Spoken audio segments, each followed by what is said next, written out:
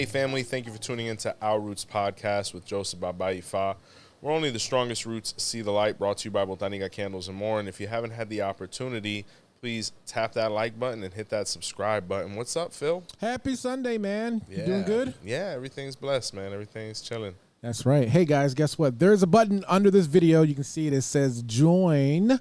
What that means is we have a special membership program and platform which gives you special access to Joseph Baba Ifa. That means early episode releases, live videos, exclusive live videos, Q&As. You can even video chat with us, discounts on merch. There's a lot of things in there. So just go ahead and hit that join button and you can become a member. So Joe, what are we talking about today? Definitely. So we're going to continue with the Meji series and now go over Obara Meji. I love them all, but Obara Meji comes with quite a reputation because literally from the beginning, when we translate the name, it means Baba, or the father, Oba, king, Ara, land, Meji, two. So it's basically saying this father was the king of the two lands. And what it makes reference to is a very special pataki about the Orisha Shango. You know, Shango is one of those guys that he's going to be present in every Odu, and he's always going to be prominent because he is the king of the spirituality ultimately, right? And that really comes from this sign. So what occurred was Shango was up next to become the king of Oyo, or the Alafin, right? Which is a position that is still present today and is actually traceable back to Oduduwa. So when we talk about the Onife, which is the spiritual king of Ife, he was actually Oduduwa's adopted son. That's in my Odu of 𝗃𝗶𝗱𝗏. But the actual blood descendants, amongst others, but the most linear, is in Oyo. Because after Oracle of Ifa decided in 𝗃𝗶𝗃𝗏 to separate from Oduduwa and to conquer other lands, he established the Oyo Empire, which is famous in obviously movies like Woman King and etc. Yeah, so when the guys that came attacking 𝗃𝗏𝗃𝗏, Yeah. those were Shango's guys. Really? Yeah, the emissaries from Oyo, they were very aggressive. They really resembled Shango's toxic character. Gotcha. So that's where all that comes from. And if you notice, they dressed in red and things like that. They were in red, so that's what that symbolizes. Yeah, they were basically repping the Shango team, right? The red team, as I like to call it. So what ended up happening is now that he was next up in line in that royal lineage that descended from Oduduwa, it was time for him to be initiated into the spiritual rites to be able to assimilate kingship, basically. Because even though they're not necessarily practitioners, all of them, the kings of Oyo, or the kings of Yoruba land in general, have to be initiated into Orisha as well as Ifa, or as Babalawo, to be able to sit upon the throne. So it was Shango's turn. So they took him through the Orisha rites. And he was going through his 7-day process, at least the way we interpret it. And he started hearing something going on in the next, grove over, or room, depending how you want to interpret it. And he asked his elders of Orisha, what's going on over there? And they explained to him that they were in another ceremony known as Itefa, where, they were initiating a man as a Babalawo in the Ibodu, where the Ibodu is the grove of Odu, or the central energy that makes everything possible within Ifa. And then the room of Orisha is known as Ibodo, right? Or the Ibo, or grove of Odo, or the throne. And Shango was hearing things, and he found it interesting, and he was wondering, he's like, can I do that? And they were like, no, you're a king. You focus on this, etc. And he was like, but I thought I was the king now. And they said, you are. And they said, and he said, well, why do I have to wait? Why can't I do it now? And they were like, oh, it's not customary. And Shango literally got up and went to the door of the other room, or the curtain, however you want to look at it. And he knocked it down and walked in without any due process. He said, I'm the king. I'm here in the grove. Do Ifa to me. I make the rules. I make the rules. And we're going to get into that now, because this Odu has a proverb that says, the king does not lie. From the lie, the truth is born. And we're going to get into that. But basically, when he went into the room, all the Babalaos were shook, and what are they going to do? So they basically finished up with the other guy. They kicked him out, and they started doing Ifa to the king. And he came with the Odu Obara Meji, right? Which means king of two lands, because he was a king in Orisha. And then he ultimately became a king in Ifa, or you could look at it as he was the actual geographical king and then became a spiritual king. So he basically installed that practice. So when we look at what this Odu is really saying, because there's a really polemic theme about the 𝗀𝗲𝗶𝗃, which is the year in white. Now, mind you, in isese, they don't incorporate that. I mean, you dress in white throughout your ceremony, but after that, you're done and you go back to normal life. In the Afro-Cuban process, the year in white is found in various Odus, like 𝗿𝗶𝗸𝗁𝗈, where it speaks of when 𝗃𝗃 and Orula unified in matrimony, and she wore white for a year in commemoration of how happy she was, right? They say she was gleaming. In the Odu of 𝗃𝗶𝗸𝗁 or 𝗃𝗶𝗸𝗁𝗋, it speaks of when the goose went to heaven and came back dressed in white, becoming the swan. In the Odu of 𝗿𝗶𝗸𝗁, it speaks of the white cloth. So it speaks of all those themes throughout the year. But when we look at the Odu of Obara Meji, specifically with this story of Shango, Shango did not go through his year in white before doing Ifa, because that was another imposition they were trying to place upon him. And he's like, I don't want to do that. So in Baba Obara Meji is the Odu why, for the men that are meant to become Babalawo, they don't necessarily need to do their year in white. They can jump rooms. One thing we are a opponent of is them shortening the Orisha process. The Odu Baba Osa Meji says that the Orisha process is 7 days.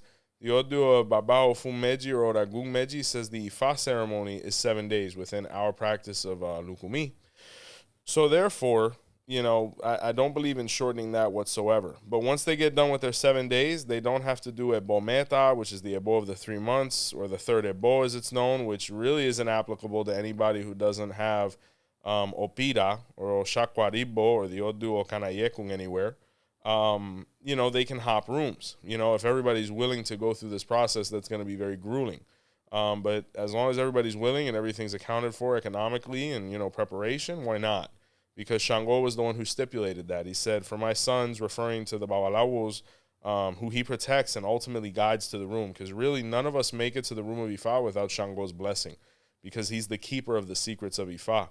So if he deems you worthy, apart from Orumila, of course, you know, he kind of facilitates that. He said, you know, I don't want them sitting around wasting time. I need them to start studying. Not saying that the year in white is a waste of time whatsoever, because I did my year in white and it worked out wonderfully for me. But that's not everybody's path. You didn't have to, though. No, I technically didn't. The reason I did it, I mean, 𝗃𝗶𝗱𝗁𝗆 𝘀𝗀, I thank her for everything she gave me. I didn't do Ifa immediately because I didn't have the money. Oh. And to be frank with you, after what I spent to do Oshun and to, you know, crown my mother Shango at the same time, I said, I'm never going to be able to recuperate enough funds to be able to do Ifa anyway. So I said, I might as well enjoy my year in white. But before the end of the year, being that, you know, humbly, I must say, I did my 𝗀𝗲𝗃 perfectly. I was a very good boy. The money popped up out of nowhere. I sold my car and I did Ifa with that money. So, you know, it worked out. So for some people, we're meant to do it. For others, it's not necessary. But ultimately, that's the determination of the person that's paying to do these things and the elders who are willing to receive payment to do them. But if we look at this, basically Shango established himself as the king of both lands, spiritually, geographically, or within Orisha and Ifa. So it's a beautiful concept, and it does allow those brothers who are trying to do Ifa and trying not to waste any time the opportunity to do so. So if you guys are able to do it, why not? You know, so really beautiful story in that Odu, and one that I've always really liked because it reiterates the name of the Odu itself, you know. So okay. In Baba Obara Meji, it speaks heavily of Orumila, of course. Ultimately, the Ifa corpus is a reflection of his life, whether it be terrestrially or celestially, right? But in this Odu, Orumila would hear the prayers of humanity. And he would hear all of the horrible things that they were going through, and he wanted to help them, and he wanted to see how he could resolve things, and he felt like he really could. So he went to Olodumare, his father, and he said, Baba, I want to go down to earth and save the world. And Olodumare looked at him flabbergasted and said, you must be mad. To be able to do that, you have to give up your divinity.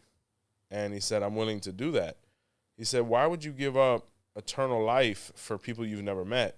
He said, because I can't stand to hear them suffer. And he said, once I do this, it's irreversible. You understand? And he said, yeah, I understand. And Olodumare took away his divinity and thrust him down to earth. And with time, Orumila grew, became Babalawo, began attending to people, etc. And he spent his whole life in servitude of humanity, right? So when the day of his death came, many moons later, you know, he realized that he was alone. he realized that the people he had so tirelessly tried to help and affect positively were nowhere to be found. The only person that was ultimately there, was his wife and children, and that was it. So he passed away. And when his soul went back to heaven, he was in front of his creator once again, and Olodumare said, "What can you report?" He said, "There's no helping these people. There is no salvation." I don't. That's a little sad. It is because the Babalawo and the Olorisha swear to save humanity, and actually the Odu Obara Ika, which is a child of Obara Meji, says humanity is the Awo's greatest enemy, because the first person that will betray your confidence or that obligation is the client. So when things don't go right, so when Orumila went back to heaven, he said, it didn't work out. I wasn't able to do it this time around. And Olodumare said, "Well, I can't make you immortal again." And he said, "I know. So send me back down again, and I'm going to keep trying." Until this day, we're still trying. Oh. So in this Odu is where Orumila gave up his divinity and eternal life to be able to help humanity, even though he knew that it was a lost cause. He knew that ultimately he wasn't going to be able to help everyone, but he was going to be able to help the people that were willing to help themselves. So this Odu says that Orumila, like the Babalawo, ultimately spends their life trying to accomplish an impossible feat. We'll help some people along the way, but ultimately we won't be successful. But we have something to, keep us occupied and give us honor and prestige as we practice Ifa and help those that are willing to help themselves via, investing in Ifa or trying to find out their destiny, etc. But it's a really amazing story, because it's like with any job, anytime you're working with people, sometimes you have these fabulous interactions, and sometimes you have these instances where you're like, man, was the client fully satisfied? Did they have realistic expectations? Because Ifa is not magic. Obara Meji says this. Ifa is a spiritual system that has miraculous qualities, but it's not magic. So it's reassuring to know that the guy that we try to emulate and imitate on a daily basis, he failed too, And I think that's with all messiahs, because ultimately Orumila was identified as the messiah of the Ifa practitioners here, the same way Jesus was for Christians, Muhammad for Islam, and all these different things. To know that these gentlemen or ladies, depending on your spirituality, failed, it's reassuring for us to know that we'll never be perfect, but we might be able to attain some progress, right? But this Odu says, no limits, know what you can do, know what you can't do. Be honest always with the client and give realistic expectations, because, it's just like the doctor can't guarantee anything, just like the politician doesn't guarantee anything. Yeah. I'm the same way. I'm fully transparent with when I do my consults and stuff. I tell people, Yeah, we fulfill the service, and, we hope for the best. I mean, it's like when we started this whole process, brother. When we started, I think we got together at like 5,000, 6,000 subscribers. Who would say in a year that we were going to be, 100 plus that, right. 1,000. So, you kind of put the conditions together and you kind of put it out there and see how things react. But the most honorable thing about Ifa was that he kept coming back. And Olodumare looked at him and said, "Why do you keep going down there? You can reincarnate as something else. Like, you might not be a Babalao, but you could be, a lion or a bird or something." And he's like, no, I want to go back down as a Babalao because I have to keep trying. It's like the Simpsons meme where Mo throws Barney out of the bar and then Barney comes right back behind Mo. Yeah. He's like, I'll always be right there. You know what I'm saying? So Orula was the same thing. So really beautiful story for sure. Okay. Obara Meji speaks of the importance of knowing what to say and how to say it, right? In this Odu, Olodumare visited Orumila and asked him to prepare the most delicious food he could think of. And Orumila prepared a delicious tongue. And when Olodumare tried it, he was like, man, this is wonderful. Where did you come up with the idea to prepare a tongue for us, And Orumila told Olodumare, he said, the reason I picked this food is because, with a tongue, you could speak words of empowerment, you could save people, you could sing, you could do all these positive things, So I thought that nothing would be more fit for you, Your Highness, than the thing which you use so regally. And Olodumare was very impressed, and he said, well, now I want you to prepare me the most disgusting food on earth so I can show my children, humility, so they don't just think I'm spoiling them and giving them the best. And when he came back and sat down, Orula lifted the tin or the cover from the plate, and it was a tongue. And Olodumare looked at him and he said, "A tongue?" And Orula said, "Well, try it." And when they tried it, it was disgusting. You know, he put like some raw salt. He didn't cook it. Olodumare said, "I don't understand." He said, "Father, you asked me what was the most disgusting food I could prepare for you. And once again, I had to say a tongue, because it's not the material, it's how you prepare it. A tongue could destroy people. It can insult people. It could cause gossip. It could cause war. You know, that's why I selected this as well." And Olodumare looked at him and said, "You must be the wisest man on earth." And he made Orula his personal advisor and personal cook as well. And that's why this Odu says that your tongue is a sword or a blade. It could defend you and save your life, or you could swallow it and kill yourself. So this Odu speaks of the importance of speaking positively, knowing how to relay points and articulate oneself, so that we never offend, so that we only empower. But in the wrong mouth, a tongue could be beyond detrimental. You know, words have literally caused genocide, war. I mean, you look at somebody even like Hitler. He had a tongue, right? Yeah. And, you know, he caused a lot of destruction with it. You look at all of the tyrants of history. They were incredible orators, right? Some of them were Leos. And it's ironic because, speaking of the Leo concept, because this Odu says your tongue is a lion. Either, you know, you'll be able to hunt with it, or it will devour you yourself. So, but then you look at some of the greatest men in history, the Winston Churchills, the Franklin Delanos, you know, the Obamas, you know, amazing orators, you know, trying to preach that empowerment. Ultimately, it's not the tongue, it's the mouth that it resides in. So this Odu says we have to be very careful with what we say and make sure we speak positivity. And I think that's really pertinent now, especially in the social media age of Ifa, because unfortunately, a lot of people are using the gift of gab for all the wrong reasons. You know, when we go on the TikTok or even some other mediums, like, you know, we're ripping each other to shreds, when in reality we should be collaborating, trying to understand more complex concepts. So we have to be much more productive with this really important, I don't know, I guess organ. You know, I'm not sure what a tongue is considered, but you know, it's very important, this Odu says, to speak positively. So the tongue can either save us or it can destroy us. You know, we have to represent the Orishas in a certain capacity. So would you say the tongue is mightier than the sword? Absolutely. Okay. Absolutely. People have put down the sword listening to a tongue, you know. So whether it be music, whether it be a speech, you know, when we have constructive conversation, when we become connoisseurs of conversation, we can affect things in a way a piece of metal and wood never could.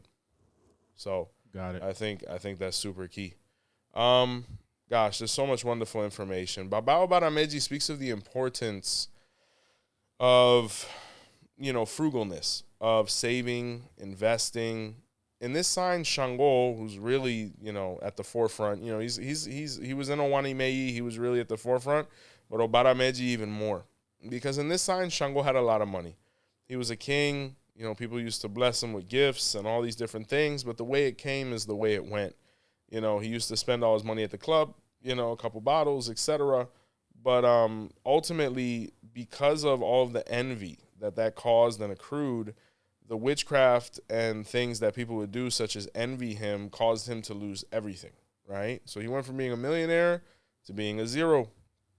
And this really frustrated his wife, Oshun, because Oshun would tell him all the time, be more frugal, don't be so splendid, you know, we have things we're trying to accomplish, like, you know, you're running through money.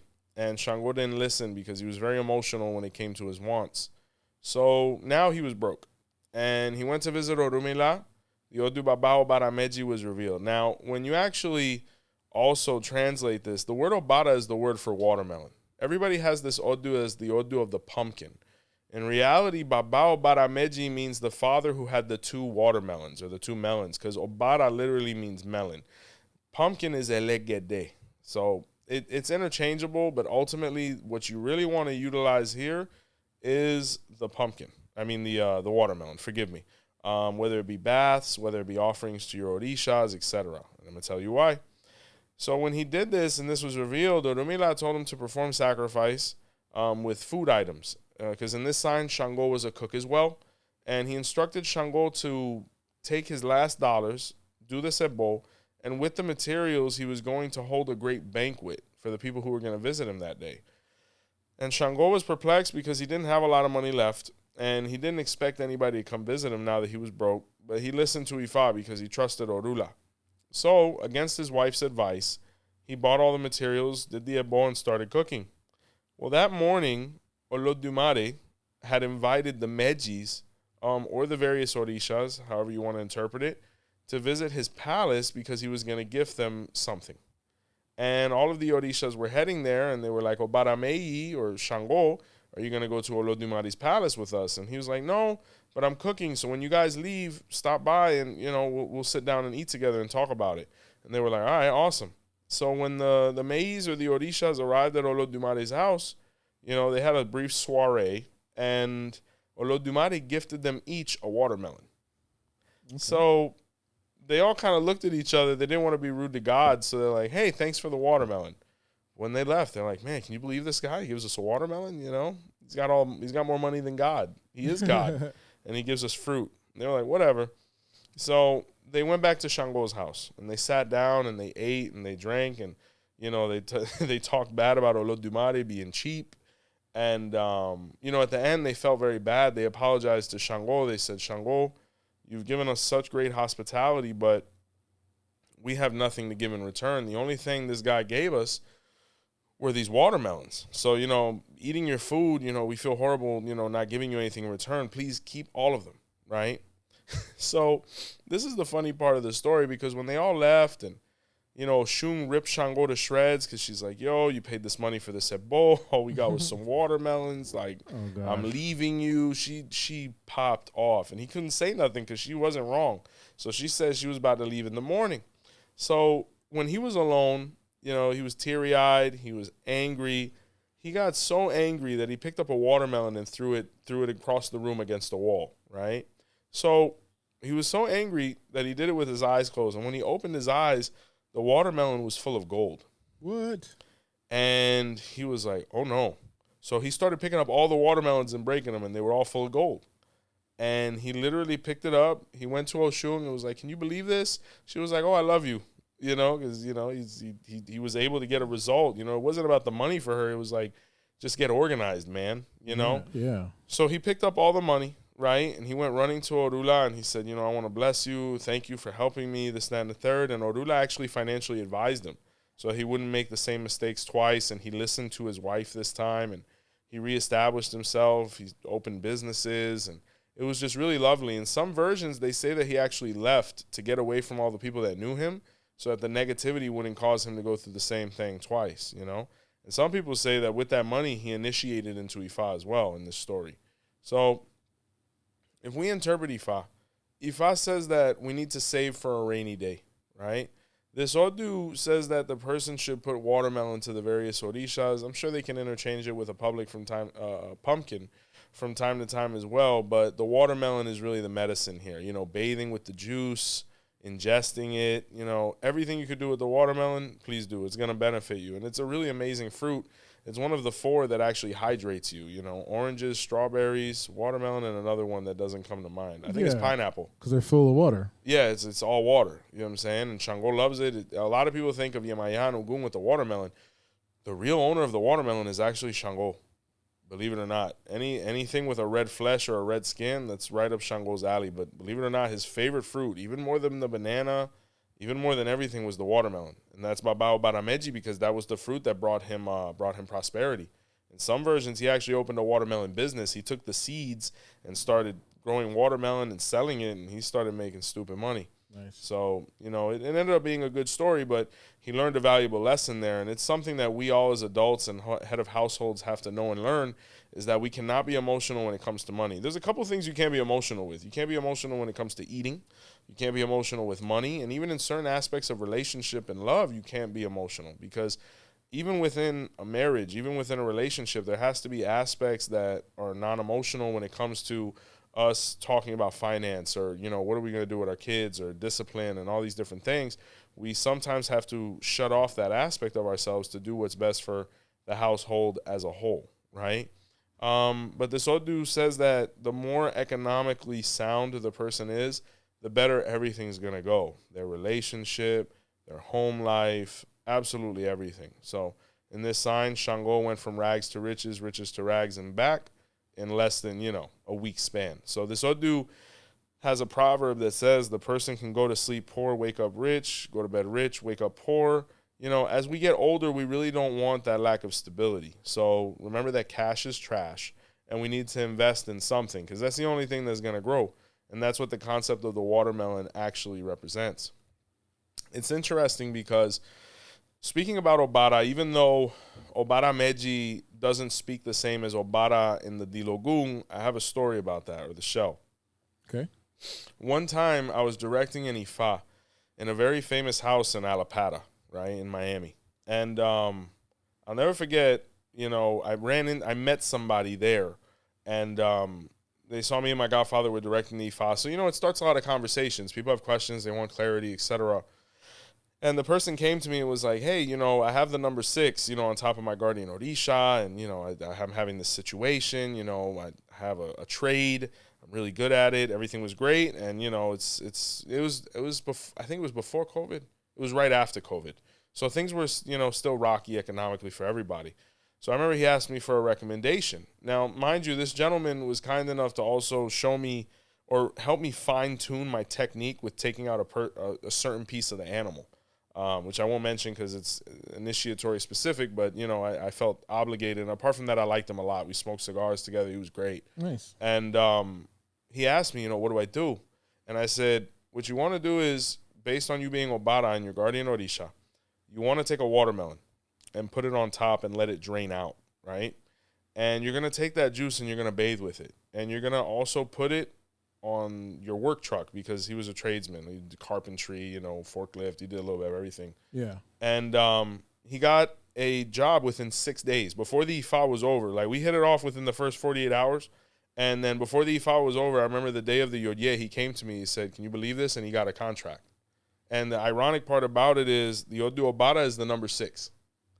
So it was really divine, and I was very happy because I didn't do anything. Orula was the one who left all this information. So, but just being able to, what we don't realize, and this is why it's so important to speak the shell correctly or Ifa correctly, is something so minute could drastically impact someone's situation. Like that guy has a household, that guy had responsibilities, wife, children, all these different things, and over a watermelon, you could lose everything. And that's what Shango tried to teach people here is that, hey, I was king.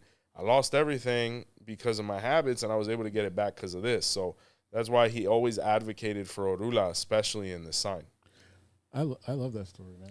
Yeah, no, it's really it's epic stuff because when you begin to realize, hey, we need to really pay attention to our book and what the elders are saying, especially in Ita. It could be life-saving decisions and situations as well. Okay. So yeah, Obara Meji, right? This 𝗀𝗲𝗍, it speaks of the importance of 𝗃𝗲𝗍. This is a traditional verse that I actually interacted with recently. I actually gave a godson of mine 𝗃𝗲𝗍 recently. And I remember we were searching through his 𝗀𝗲𝗍 to kind of see what we can incorporate from a verse standpoint to kind of beef things up, because this is why the 𝗀𝗲𝗍 of Ifa is so crucial when it comes to consecrating anything, whether it's Orisha or 𝗃𝗲𝗍, etc. So we were looking through, and we actually found a verse that spoke of 𝗃𝗲𝗍. And what occurred was Obara Meji had many enemies. And he was basically surrounded because it says that the 3 tribes, it was almost like a triangle formation, right? The triangle offense by Phil Jackson. Oh, okay. And he was cornered in every way he looked. So he was looking for a solution here because he's like, I'm going to lose my kingdom. My people are going to be slaughtered. Like, I don't know why this is happening. But he didn't realize the other kingdoms were jealous of him. So he went visiting the Babalawo. And the 𝗀𝗲𝗍 of Obara Meji was revealed, where Ifa said he needed to perform sacrifice to 𝗃𝗲𝗍 or consecrate 𝗃𝗲𝗍 or even initiate into 𝗃𝗲𝗍. And he did. And what ended up happening was, based on the sacrifice and initiation, 3 birds showed up. The 𝗃𝗏𝗏, the 𝗹𝗶𝗸𝗏, and the 𝗃𝗏𝗏𝗏, or the 𝗀𝗲𝗍𝗍, which is the African gray. And the other 2 birds are the red and blue 𝗃𝗏𝗏, I think it is, which are the feathers that go on top of the Sanghe Gungung icon. And each of the birds came and pledged loyalty to him. And he was like, you guys are birds. I appreciate it, but, what are we going to do? We're going to pluck all their eyes out? And he didn't realize that they came with flocks, right? Like, huge. Like, imagine the movie Birds, like when they blacked out the sky. Like, each of them came with an army that big. So they each gave a feather to him, and they said, you're going to put that in your icon, right? So it can centralize us. And the day war came, he showed up with 3 armies, and he actually ambushed the other guys. So they say that the blue one went to the right, the red one went to the left, and then the African gray went down the middle. And he completely decimated his enemies, right? So after the war was done, and reading this 𝗏𝗏𝗏𝗏, it also made me think of The Lord of the Rings. You remember at the end when, what was his name, Aragorn? When he came back? When he came back with the army of the dead? Yes. That's what it really made me think about. Scene. Yeah. It was incredible. So it was kind of like that. And, when the battle was over, the birds are eating the cadavers of the enemies. Like, the verse is insane. And they come to him and they tell him, anytime you need us, you feed him. And it was the 𝗃𝗏𝗏 icon. So the interesting correlation about all this is when you look at Obara Meji, it speaks of the royal lineage of Oyo. And you look at the relationship that Shango has with 𝗃𝗏𝗏, it makes perfect sense because you can interpret that Obara Meji in that story was Shango as well, because 𝗃𝗏𝗏 was actually his stepson, right? It was Oya's son. Some people say it was his. Some people say it was 𝘃𝗶𝗱𝗁𝗏𝗏's. It was a spicy situation, right? But it makes perfect sense because Obara Meji was able to call on 𝗃𝗏𝗏 and defeat his enemies with the 3 armies, So for anybody that has Baba Obara Meji, it is super crucial that the person receives 𝗃𝗏𝗏 because it's an Odu that speaks of that royal lineage going back, of which 𝗃𝗏𝗏𝗏, whether he was Shango's son or 𝗃𝗏𝗏𝗏's son, pertains to, ultimately. So it's very key because Ifa says in the Odu Obara Meji, unfortunately, the person is going to, be envied quite a bit. They're going to experience a lot of turmoil. That's why they have to be so discreet. Shango was very flashy there, and he needed to be very low-key because being low-key, people didn't notice him, therefore they could not envy him. But when he would come out, dressed to the nine, making noise, music, all these other things, center of attention, which is what he liked, they would curse him and destroy his life.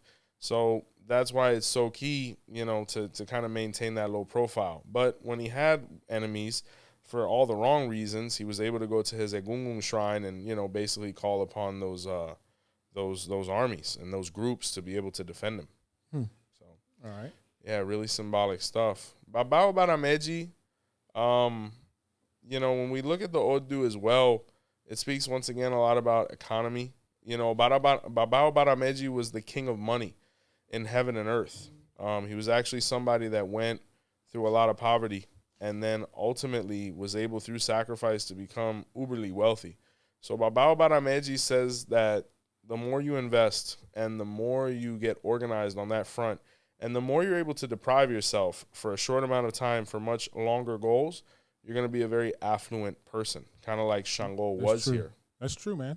Yeah, you have to know when to, deprive yourself and avoid and all those things. There's another story here as well, speaking about Shango, because a lot of people ask me with this Odu, hey, do I get scratched? Any of these things, like, do I initiate into mayombe? At the end of the day, mayombe is a whole different religion, right? There's nothing wrong with getting initiated in mayombe. But some people guide themselves a little more by Ifa to know whether it's going to be a very productive step for them or not. Baba Obara Meji doesn't say you cannot, but it does say you have to move with a lot of caution to make sure you have the maturity and self-control to be able to have an icon like that, or any of the icons that, are more, intense, esoterically. Because in this sign, Shango was a babalao, right? But before that, he was scratched in palo or in mayombe. And, he wanted to focus more on mayombe because he enjoyed it more. He felt powerful. He saw how quick it was. And Ifa was kind of boring to him. He had to study it. And the only thing that really enticed him besides all of this was the drum, which he couldn't do all the time. So he was told over and over again by his wife, hey, leave that stuff alone. You don't have to abandon it, but you need to study Ifa. You did Ifa for a reason. Smart. And, of course, he didn't listen. So ain't that the truth? Yeah, what I'm saying? We don't listen till it's too late. So he overstimulated the pot to the point where the energies he was calling upon started penetrating his head and started causing a lot of mental instability. Oof. To the point where he abandoned his home. He had a complete crisis and he went into the jungle. Like, he basically turned into a wild man. And when he was out there, you know, the queen goes running to his brother, you know, Orula, and to 𝘃𝗵𝗄 to be like, hey, your brother lost it. You know, he has this icon. He's overstimulating it. He's not studying Ifa. He's all over the place, and he completely abandoned us. So they went running into the jungle to go looking for him, and he was unrecognizable. He looked like a complete mess. And they did divination. Obara Meji, which was his Odu, came out where Orumila said, hey, you have to get organized here because Ifa's calling you back and you're focusing on this more. You have to do what's productive. You know what I'm saying? You're not a practicing palero. You're a 𝗃𝗏𝗏. So you have to focus on that. Not that you abandon a good friend, but you have a new license now and you need to become, you know, up to par and practical within it, because if not, things are going to go worse. And the old 𝗃𝗏𝗏s would always say that. They said, if you're not going to study Ifa, it's better not to do it, because it's better to not do Ifa and not know Ifa than to do Ifa and not know Ifa. Because if you don't know Ifa, Ifa is going to really take you for a ride, because Orumila has expectations and nature has expectations at that point. Yeah. So in some versions, he, you know, acquiesced and he went home and he cleaned himself up and he got together, he did his ebo, and he started studying, and he would attend to the prenda, but he wasn't doing brujeria to people and things like that. In others, he just stayed in the jungle, lost it, and died. Whoa. So it's really up to the, you know, always the person, like, where are we going to go? It's like a Goosebumps book. Like I always say, page 129 or page 48. You know, this is how it could end. So ultimately, that's where free will comes into this great game of destiny. So this Odu says, once again, mayombe is not taboo technically in any Odu of Ifa, because separate religions, separate concepts. But it can warn you about the type of character and behavior you should have. Shango should not have been doing witchcraft to defeat his enemies, you know, in an unethical way. You know, he was attacking families and he was overstimulating, and it backfired on him. And it happens all the time. It happens with Ifa. It happens with Palo. It happens with everything. You know, in the wrong hands, in immature hands, you know, it will explode in them, you know. So very, very key there. The Odu Obara Meji also says, referring to that story, 𝗃𝗶𝗱𝗏 sabe no muere como el que no sabe. You know, what the saying is, he who knows doesn't die like he who doesn't know. Okay. If you know better, it's going to hurt more, because ignorance is bliss. This Odu says, as long as you don't know what's going on or what you're doing wrong, if you die as a result of it, it's like, okay, I didn't know. But if you knew better and you were told beforehand and you still persisted in the same behavior and you basically expired, then you're going to feel it. Because in this Odu, once again, Shango, not picking, but Shango wouldn't listen. You know, he would kind of do what he wanted. He would delve into all of his taboos. And Orumila would tell him, he's like, bro, you know, we do this divination for a reason. You have taboos for a reason. They're to be respected to avoid you situations. And Shango wouldn't listen until one day it killed him. And when he went to heaven and he was in front of Olodumare and he was complaining, and Olodumare looked at him and said, you have nothing to complain about. This is all your fault. You were meant to live a longevitous life, a happy life. I just asked you to avoid these things because I knew the negativity that was coming, but you still persisted upon it because you have no self-control. And Shango said, well, you know, what about the people who don't know? He said, well, it doesn't affect them the same way. You know, they'll reincarnate better because they need a better chance. They don't have the aptitude, but I expect more from you. So Shango had to go through his reincarnation process here as well. So this Odu tells everyone, if you're going to get involved in Ifa, you have to respect what Ifa tells you at that point. It's like if you join a school, or better, okay, God bless him wherever he is, Gordon Ramsay, right? Let's say you decide to become a sous chef for, you know, Gordon Ramsay. Okay. If you go into that gentleman's kitchen and he taught you something and you forgot to do it, he has every right to curse you out. And he will. And he will. You know, he's made a living off of doing that. It's wonderful. But, you know, the concept is the same. So if you come to Ifa and you want to see what Ifa has to say to you, remember that once he says it to you, you can't unhear it. You can't undo what's been said. What we've written, we cannot erase. So that's why this Odu also says you want something until you have it, then you don't want it no more.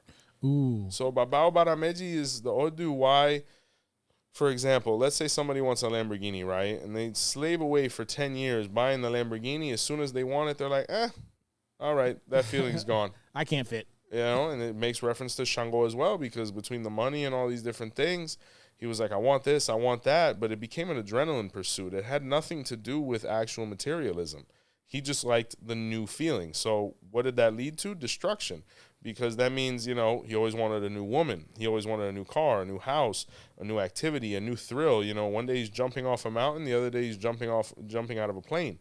That's not how we live life. And that's why Obara Meji, it preaches moderation in all its aspects. Because if we constantly delve into our desires and possibly vices, you know, it can only lead to destruction and loss. And if we have, you know, spouses and we have children and responsibilities, that's very deadly. So. Shango would be the one that buys an iPhone every year. Oh my God! Every quarter, you know, from multiple brands, like a Samsung, an iPhone. He was all over the place, and you know, to bring it full circle as well, I think this is another great 𝗃𝗃𝗃 because it touches on love, right? In this Odu, you know, it speaks of when Shango was married, right? He was married to 𝗃𝗶𝗸𝗏, right? And he loved 𝗃𝗶𝗸𝗏, and 𝗃𝗶𝗸𝗏 loved him, but you know, and 𝗃𝗶𝗸𝗏 would satisfy him in all ways. But the problem is once again, with this adrenaline rush thing that he was always searching for, he felt like 𝗃𝗶𝗸𝗏 wasn't exciting enough. Yep. You know? Okay. Which was completely ridiculous because it was a reflection of him and not her. So what did he do? He started an affair with 𝗃𝗏𝗏, right?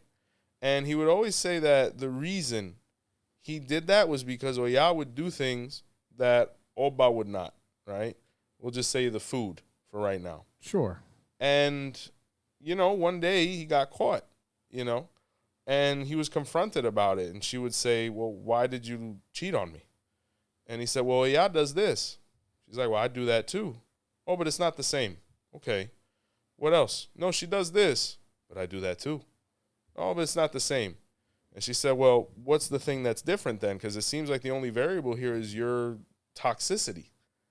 And he ultimately went through a huge embarrassment, a huge loss of prestige. And ultimately, when the adrenaline left with 𝗃𝗏𝗏𝗏, he cheated on her too.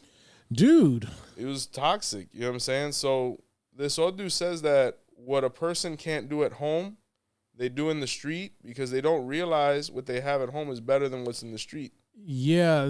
What's the saying? The grass isn't always greener on the other side. You left the ribeye for the burger. You know what I'm saying? Yeah, you have to. It's only green where you water it. So this Odu speaks of the importance of transparency with our spouses, communication, fulfilling each other, satisfying each other in all ways that we're obligated to, so that we can avoid situations like this, because it seemed exciting in the beginning, but when Shango was in the thick of it and he lost his prestige, he lost his wife, he lost his children, he almost lost his crown, but he might as well have because no one respected him after that anyway. You know, was it worth it? I have a feeling this is a lot. I'm sure this may be people's in the chats too. This is probably one of their favorite ones too because it involves Shango. Yeah, Shango. He's the popular one. Oop, my bad. He's the guy. Oh man, members, right? But I love this Odu. I think it teaches a lot about modern life. You know, you see a situation like Shango and 𝗃𝗏𝗏𝗏's, you know, that happens, unfortunately. You know, when we misunderstand our partner or we're not communicating, or, you know, we have to be open books with each other because we're the only ones flipping each other's pages. So, you know, to seek anything outside of that union, Ifa views as completely taboo. Ifa does not, you know, approve of any of that kind of behavior because it destroys and obliterates a home and it causes generational curses. I would say a lot of generational curses come from situations like that, you know, with people being cursed before birth and all these other things. It happens quite a bit, and it comes to my mat quite a bit. So we got to stay home. We got to stay focused, and we have to come to conclusions. Are we able to be this for each other or not? And it's better to separate before taking actions like that, because the PTSD that causes, the anxiety, you know, no one wants to be hurt that way, and no one should hurt each other that way. And Shango learned that the hard way, you know, because it ended up happening to him, you know. So it's crazy how the pendulum kind of sways. And well, there's a popular song by Justin Timberlake.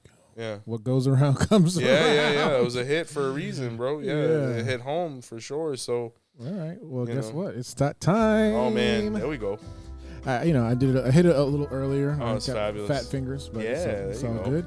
All right, folks, if you take a look at the video here, directly under it, there's a join button. What that means, it gives you access to more Joseph Baba Ifa, whether it's extra videos, live shows, discounts on merch, live Q&As, all that jazz.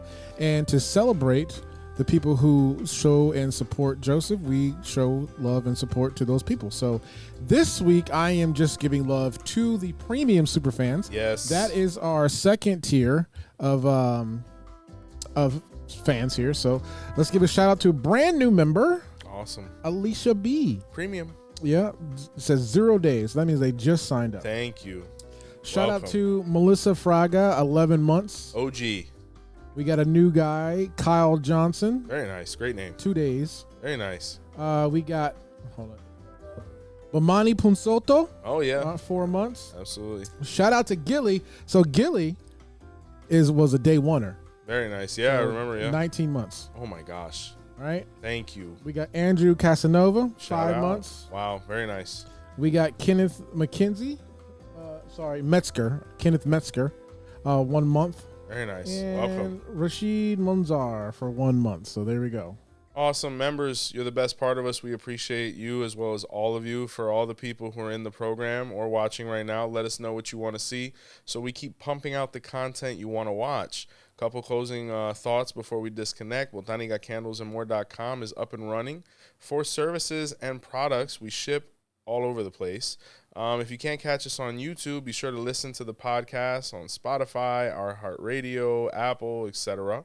Be sure to like, comment, share, and subscribe. A big thank you from all of us here at Our Roots Podcast. And until next time, see the light.